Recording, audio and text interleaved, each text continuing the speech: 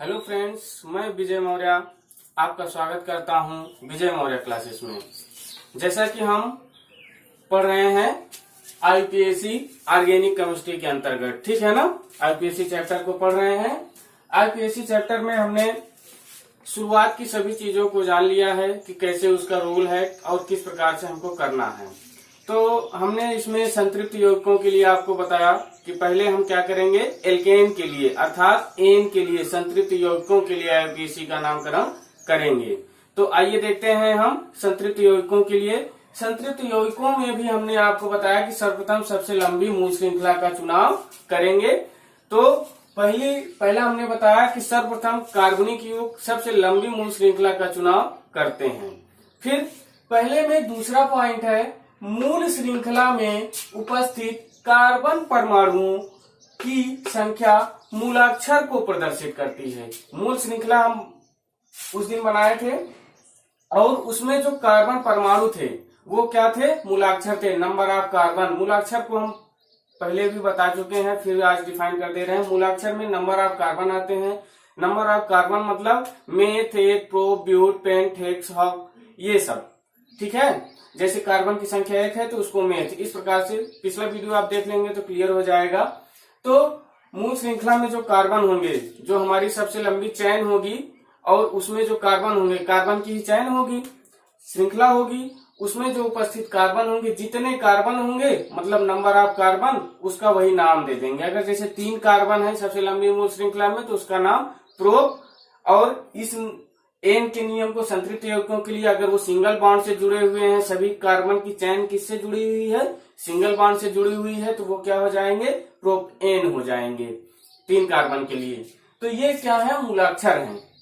दूसरा पॉइंट आता है कि एक से अधिक कार्बन श्रृंखला, अर्थात जो श्रृंखला है उसमें 2-3 कार्बन श्रृंखलाएं, ऊपर भी श्रृंखला जुड़ जाए, नीचे भी श्रृंखला जुड़ जाए। आप सिर्फ इन वीडियो को सिर्फ सुनिए, अभी मैं जब एग्जाम्पल कराने लगूंगा तो आपको सारी चीजें क्लियर कर दूंगा, सिर्फ आप अभी उसको ध्यान से एक बार सुन लीजिए बस।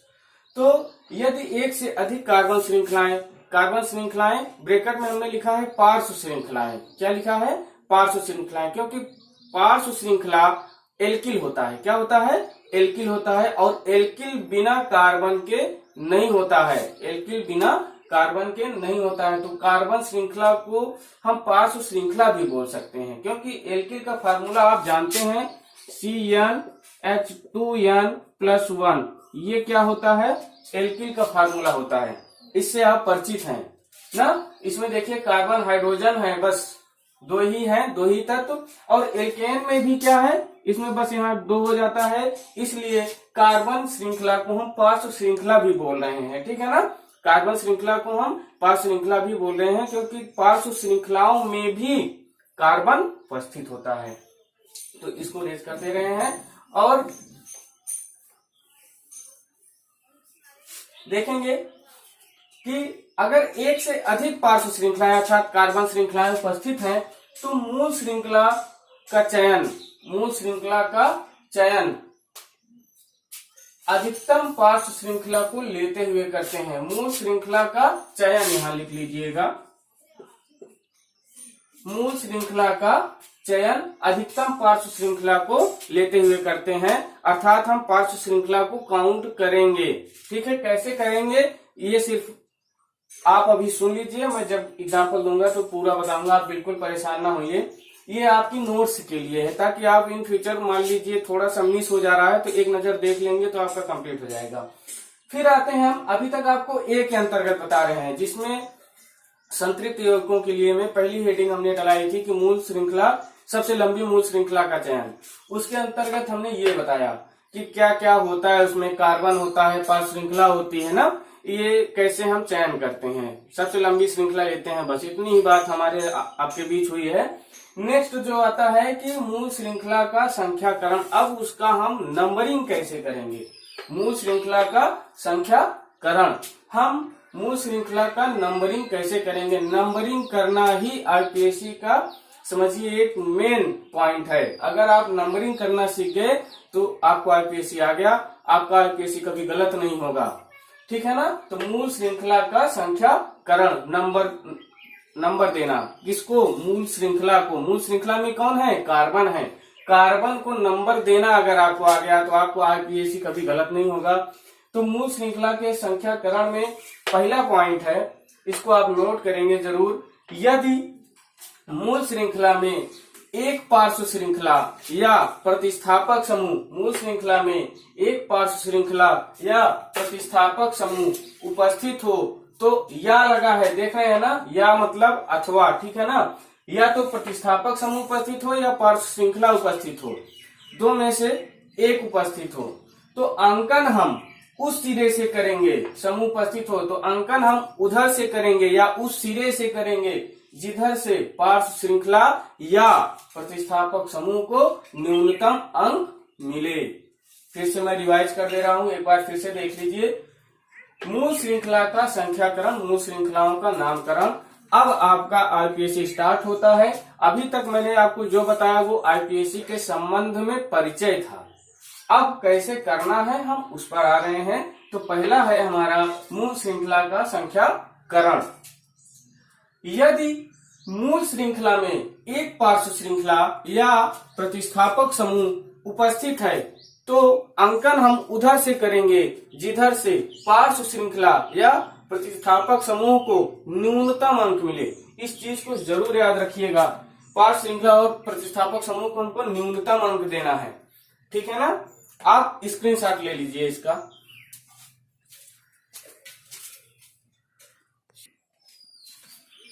आपने स्क्रीनशॉट ले लिया होगा। आइए अब हम इसको एक्सप्लेन करते हैं, इस पहले पॉइंट को एक्सप्लेन करते हैं। पहले हमने बताया यदि मूल श्रृंखला में पार्श्व श्रृंखला प्रतिस्थापक समूह उपस्थित हो तो अंकन हम उधर से करेंगे जिधर से पार्श्व श्रृंखला प्रतिस्थापक समूह को न्यूनतम अंक मिले, ठीक है ना। तो पहली क्लास में ये जो संतृप्त हाइड्रोजन कार्बन के लिए, संतृप्त हाइड्रोकार्बन के लिए हम बना रहे हैं एल्केन के लिए, उस पर चैन बनाना हम बताए थे आपको। तो आइए पहले चैन बनाते हैं, फिर उसका मूल श्रृंखला का चयन करते हैं और फिर अंकन करते हैं। तीसरी क्रिया पर हम हैं। तो पहली क्रिया से स्टार्ट करते हैं कि हम चैन कैसे बनाएंगे, ठीक है ना। तो चैन बनाना हम स्टार्ट करते हैं। हमने आपको बताया कि कार्बन लिखिए और इसकी संयोजकता बैलेंस करनी है। तो हम अभी इधर कोई बॉन्ड नहीं है, यहाँ 3 लिख देंगे। 3 लिखने का मतलब यही है कि 1 2 3 हो गया। फिर संतृप्त यौगिकों के लिए पढ़ रहे हैं ना, संतृप्त हाइड्रोकार्बन यौगिकों के लिए पढ़ रहे हैं तो सिंगल बॉन्ड लगाएंगे। 4 हो गई ना इसकी। फिर दूसरा कार्बन जोड़ेंगे, ठीक, थोड़ा छोटा हो गया और बड़ा कर दे रहा हूं। दूसरा कार्बन जोड़ेंगे, फिर यहां लिखेंगे, देख रहे हैं 1 2 हो गया, 3 हो गया, 1 2 3 1 4, देख रहे हैं। ऐसे इसका भी कर दे रहे हैं, इधर भी। अब इस चीज को मैं इस तरह एक्सप्लेन कर दे रहा हूं ताकि आपको कोई दिक्कत ना हो समझने में।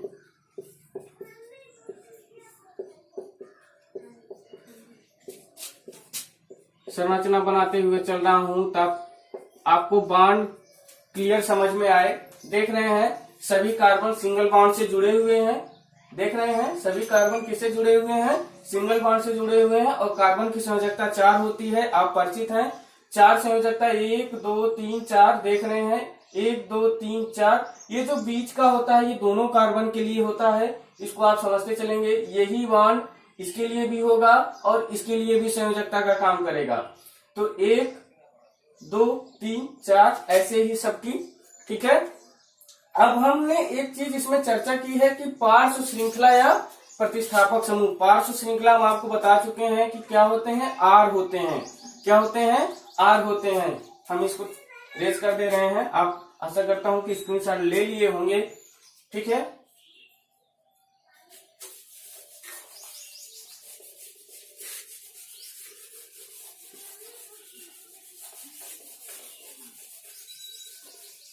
हमने अभी इसमें लिखा था कि पार्श्व श्रृंखला प्रतिस्थापक समूह उपस्थित हों। अब इसमें पार्श्व श्रृंखला मतलब आर का हमने बताया था CnH2n+1। अगर कार्बन 1 लेंगे तो हाइड्रोजन 3 हो जाएगा। 2 1 कम 2 1 3, n की वैल्यू अगर 1 ले रहे हैं सब, ठीक, तो इसका क्या पढ़ेंगे, मेथिल पढ़ेंगे ना, क्या पढ़ेंगे, मेथिल पढ़ते हैं, परिचित हैं इससे आप। अब इसको यहाँ पर जोड़ना है, अभी हम चैन बनाना सीख रहे हैं, इसको यहाँ पर जोड़ना है, चाहे कहीं भी जोड़ दें, चाहे कहीं भी जोड़ दें। ये क्या है, पार्श्व श्रृंखला, हिंदी में इसको क्या कहेंगे, पार्श्व श्रृंखला। एल्किल को पार्श्व श्रृंखला बोलते हैं, इसको हम बता चुके थे आपको। अब इसमें हमको जोड़ना है, इसी में सेट करना है, ठीक है ना। तो आइए हम कहीं भी किसी भी कार्बन पर इसको जोड़ सकते हैं, बस अंकन करते वक्त हमको थोड़ा सा दिक्कत होगी, और कोई दिक्कत नहीं है, हमने नियम बता दिया है, उसी को रिपीट कर देना है बस। थोड़ा सा देखते हैं, अब इस श्रृंखला में हमको पार्श्व श्रृंखला एडजस्ट करनी है, कैसे करेंगे, इसका एक हाइड्रोजन अगर हम कम कर दें, जैसे ये दूसरा कार्बन है ना, एक हाइड्रोजन कम कर दें, यहां पर एक हाइड्रोजन कम कर दिए, और यहां पर CH3 लिख दें, देख रहे हैं, यहां पर CH3 लिख दें, क्लियर है। अब देख रहे हैं, ये क्या हो गई, हमारी पार्श्व श्रृंखला हो गई, क्लियर है ना ये बात। चलिए देखते हैं, अब इसका पहले तो मूल श्रृंखला चयन करेंगे, क्या करेंगे, देखिए हमारी श्रृंखला बन गई। अब मूल श्रृंखला का चयन करना है सबसे लंबे कार्बन की, तो इधर से देखते हैं, एक मूल श्रृंखला हमारी ये हो गई ना, एक मूल श्रृंखला हमारी ये हो गई, और एक मूल श्रृंखला हमारी ये हो गई, ठीक। सबसे लंबी मूल श्रृंखला जिसमें सबसे ज्यादा कार्बन आए, मूल श्रृंखला मतलब कार्बनों की संख्या अधिकतम हो श्रृंखला में, ठीक है, इसको आप ध्यान रखेंगे। चलिए चलते हैं, 1 2 3 4 5, 1 2 3 4 5, 1 2 3, अर्थात ये दोनों सही जा रही हैं ना, 5 5 आ रहे हैं इसमें, तो अधिकतम कार्बन होंगे, ठीक है ना। लेकिन लेना तो हमको एक ही है, चाहे हम ऊपर वाली ले लें, चाहे नीचे वाली ले लें, ठीक। तो ये मिटा दे रहे हैं, ये क्या है, मिटा दिए। अब इन दोनों में आप कोई भी ले सकते हैं, 5 कार्बन आ रहा है ना सब में, तो आप कोई भी ले सकते हैं, आपके अनुसार, हम चाहे जो आप कहिए वही ले लें। तो चाहे सीधी, पहले तो हम कोशिश करेंगे कि हमारी प्राथमिकता क्या होगी श्रृंखला का चयन करने में, कि वो स्ट्रेट हो, सीधी लाइन में हो, स्ट्रेट लाइन में हो, ठीक है ना। देख रहे हैं, सीधी लाइन वाली हम ले रहे हैं, इसको छोड़ दे रहे हैं, ठीक है, इसको छोड़ दे रहे हैं। अब देखिए, अब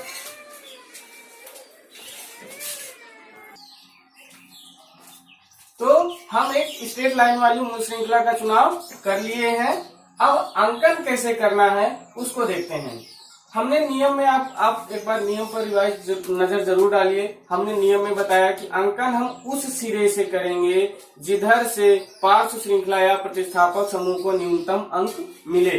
तो पार्श्व श्रृंखला इसमें लगी कहाँ है हम कैसे जानेंगे, ठीक है ना, या प्रतिस्थापक समूह कैसे लग रहे हैं उसको कैसे जानेंगे, उस पर चर्चा कर लेते हैं थोड़ा सा। जैसे हमारी मूल श्रृंखला के कार्बन हो गए, कौन कौन, 1 2 3 4 5, ये पांचों कार्बन हमारी मूल श्रृंखला के हो गए। अभी किधर से हुए, 5 हम इधर से भी गिन सकते हैं, 1 2 3 4 5। अभी हम कौन सा सही है कौन सा गलत है अभी नंबरिंग पे नहीं आए हैं, अभी हम केवल मूल श्रृंखला का चयन कर लिए हैं और आपको बताने चल रहे हैं कि ये जो पार्श्व श्रृंखलाएं हैं ये कैसे हैं, कैसे हम जानेंगे कि पार्श्व श्रृंखला है ये। तो सबसे पहला पॉइंट, मूल श्रृंखला का चयन होने के बाद, 5 मतलब सबसे लंबी कार्बन की मूल श्रृंखला का आप जब चयन कर लेंगे, उसके बाद जो भी बच जाए, अगर R बच रहा है, ये CnH2n+1 ये बच रहा है, तो ये पार्श्व श्रृंखला होगी। ये क्या होगी, पार्श्व श्रृंखला होगी। अगर यक्ष बच रहा है, Cl, F, Br, I, तो ये प्रतिस्थापक समूह होंगे। और क्रियात्मक समूहों के बारे में हम पूरी वरीयता श्रेणी बनाए हैं आपके सामने, वो सभी अगर बच रहे हैं तो वो क्या होंगे, क्रियात्मक समूह होंगे। मैक्सिमम इन दोनों की बात अभी हम नियम में किए हैं, तो इन दोनों में से ही देखेंगे, ठीक है ना। तो अभी इसमें इस नियम को कौन फॉलो कर रहा है, ये फॉलो कर रहा है। तो ये क्या हो गया, पार्श्व श्रृंखला हो गया। क्या हो गया, ये R हो गया। क्या हो गया, R हो गया। हम समझाने के लिए R बना रहे हैं, आप सिर्फ समझिए, आपको नोट्स में नहीं ऐसे करना है, ठीक है ना। तो ये R हो गया, देख लीजिए आप। चलिए तो आप ये जान गए होंगे कि पार्श्व श्रृंखला मूल श्रृंखला के अलावा जो भी कार्बन बच जाए वो क्या होंगे, पार्श्व श्रृंखला होंगे, या क्लोरीन फ्लोरीन ब्रोमीन जो भी बचे वो क्या होंगे, प्रतिस्थापक समूह होंगे। अब अंकन की बारी आती है, अंकन की बारी आती है। तो हमारी ये सबसे लंबी मूल श्रृंखला हो गई है, ठीक है ना। अंकन किधर से करेंगे, तो नियम में मैंने आपको बताया कि अंकन हम उस सिरे से करेंगे जिधर से पार्श्व श्रृंखला या प्रतिस्थापक समूह को न्यूनतम अंक मिले। तो अगर हम इधर से कर रहे हैं अंकन, तो 1 2 3 4 5 देख रहे हैं, इधर से इसको दूसरा नंबर मिल रहा है, इस पार्श्व श्रृंखला को दूसरा नंबर मिल रहा है। अब अगर इधर से कर रहे हैं 1 2 3 4 5, अब देखिए जब हम राइट टू लेफ्ट चल रहे हैं, राइट टू लेफ्ट चल रहे हैं, तब चौथे कार्बन पर ये जुड़ा हुआ है, और लेफ्ट टू राइट चल रहे हैं तो ये दूसरे कार्बन पर जुड़ा हुआ है। तो कौन सा सही है, ये सही है कि ये सही है। जाहिर सी बात है कि नियम के अनुसार जिसको सबसे कम अंक मिलेगा, जिस कार्बन को, वही सही होगी हमारी श्रृंखला। जिस कार्बन पर पार्श्व श्रृंखला को सबसे कम अंक मिलेगा वही मूल श्रृंखला हमारी सही होगी। तो अंकन हमारा ये वाला सही है और ये वाला गलत है। अभी हम नामकरण पर नहीं आए हैं, अभी सिर्फ आपको अंकन करना बता रहे हैं, सिर्फ आपको अंकन करना बता रहे हैं। तो हमने सीखा क्या कि जिधर से पार्श्व श्रृंखला को न्यूनतम अंक मिले वही क्या होंगे, वही हमारा सही अंकन होगा, श्रृंखला का सही अंकन वही होगा। तो आइए थोड़ा सा इसको स्क्रीनशॉट जरूर ले लीजिएगा प्लीज, थोड़ा सा कंफ्यूजन ना रहे आपको। देख रहे हैं आप, ले लिए होंगे आशा करता हूं। चलिए अब नेक्स्ट दूसरा हमने प्रतिस्थापक लिखाया, आपको क्या लिखा है, प्रतिस्थापक लिखाया। तो प्रतिस्थापक भी ऐसे ही जुड़ेंगे, मिटा दे रहे हैं इसको।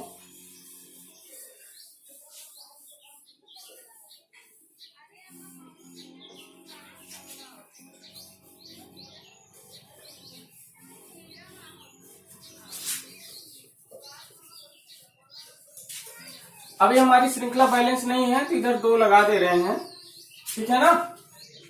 अब हम कहीं भी प्रतिस्थापक जोड़ दें, जहां जोड़ेंगे लेकिन एक हाइड्रोजन कम करना पड़ेगा। जैसे यहाँ 2 है, मान लीजिए इस वाले पे आ रहे हैं हम, इस वाले पे, ठीक है, तो इसको हटा रहे हैं, ठीक है ना। जरूरी नहीं है कि नीचे ही हटाएं, हम ऊपर भी हटा सकते हैं। यहाँ हम जोड़ दिए कोई भी हाइड्रोजन, ये क्लोरीन फ्लोरीन ब्रोमीन आयोडीन में कोई भी, मान लीजिए ब्रोमीन जोड़ दिए, ठीक। तो एक हाइड्रोजन कम कर दिए ना, इस नंबर पर जोड़े हैं 1 2 अर्थात इस पर, तो एक हाइड्रोजन कम कर दीजिए और यहाँ पर Br जोड़ दीजिए। क्लियर है, दिख रहा है सबको। यहाँ Br मान लो नहीं दिख रहा होगा पीछे वाले बच्चों को, तो इधर से देख लीजिए, यहाँ Br जोड़ दिए। कोई बात है, वही बात है, चाहे ऊपर जोड़िए चाहे नीचे, हाइड्रोजन बैलेंस कर दीजिए बस। हाइड्रोजन क्या बैलेंस करना है, इसकी संयोजकता कार्बन की बैलेंस करना है, इसको आप ध्यान रखिएगा। चलिए अब अंकन किधर से करेंगे, पहले तो मूल श्रृंखला का चयन करेंगे। मूल श्रृंखला हमारी 1 2 3 4 5, इधर उधर कार्बन नहीं है, अर्थात कार्बन श्रृंखला मतलब पार्श्व श्रृंखलाएं नहीं है। ये क्या है, ये कार्बन के अलावा है, ये क्या है, हाइड्रोजन है, ठीक। तो कार्बन हमारी एक सीधी पार्श्व श्रृंखला है, तो सीधी मूल श्रृंखला है। 1 2 3 4 5 इधर से भी, और 1 2 3 4 5 इधर से भी, दोनों सही है। अब सही दोनों है, ये भी हमारी 5 कार्बन की मूल श्रृंखला है और ये भी हमारी 5 कार्बन की मूल श्रृंखला है, चाहे जिधर से हमारी मूल श्रृंखला यही है। लेकिन अंकन की बारी आती है तो अंकन किधर से करेंगे, अंकन किधर से करेंगे। हमने नियम में बताया कि अंकन उधर से करेंगे जिधर से प्रतिस्थापक समूह या पार्श्व श्रृंखला को न्यूनतम अंक मिले। इधर से अंकन कर रहे हैं 2 3 4 5, 1 2 3 4 5, ठीक। जिस हाइड्रोजन को जिस कार्बन पर जुड़ा है न्यूनतम अंक मिलना चाहिए, हाइड्रोजन को न्यूनतम अंक किस कार्बन पर मिल रहा है, किस तरफ चल रहे हैं। जब left to right to left चल रहे हैं तो इसको न्यूनतम अंक अर्थात 2 मिल रहा है, और जब लेफ्ट टू राइट चल रहे हैं तो इसको 4 मिल रहा है। देख रहे हैं, ध्यान से देखिए, जब हाइड्रोजन को हम राइट टू लेफ्ट चल रहे हैं तब 2 अंक मिल रहा है, और जब लेफ्ट टू राइट चल रहे हैं तो 4 अंक मिल रहा है। बाएं से दाएं तरफ चल रहे हैं तो चौथा कार्बन पर ये जुड़ा हुआ है, और जब राइट टू लेफ्ट अर्थात दाहिने से बाएं चल रहे हैं तब ये दूसरे कार्बन पर जुड़ा हुआ है। ध्यान से देख रहे हैं ना, तो जिसको न्यूनतम अंक हाइड्रोजन को जिस कार्बन पर न्यूनतम अंक मिलेगा वही अंकन सही होगा, अर्थात हमारा ये सही है, ये गलत है। ठीक है ना, क्योंकि इधर इसको दूसरे कार्बन पर ही मिल जा रहा है और इधर चौथे पर मिल रहा है। तो आज प्लीज आप कम से कम हाइड्रोजन और पार्श्व श्रृंखलाओं को जोड़ करके कई श्रृंखला अर्थात 10-12 श्रृंखला जरूर बनाइएगा और प्रैक्टिस करिएगा। नहीं समझ में आएगा तो प्लीज कमेंट बॉक्स में जरूर बताइएगा, और हमारे पढ़ाने के तरीके में भी कोई कमी हो तो प्लीज कमेंट करके जरूर बताया करिए। और अगर वीडियो अच्छा लगे तो लाइक और सब्सक्राइब, जो बच्चे सब्सक्राइब नहीं किए हैं वो सब्सक्राइब करना ना भूलें, और लाइक जरूर कर दीजिएगा और शेयर कर दीजिएगा। आपके एक लाइक से हमारा मनोबल बढ़ता है और एक नया वीडियो और उतने ही जोश के साथ बनाने का प्रोत्साहन मिलता है। चलिए ठीक है, आज के लिए बस इतना ही। धन्यवाद।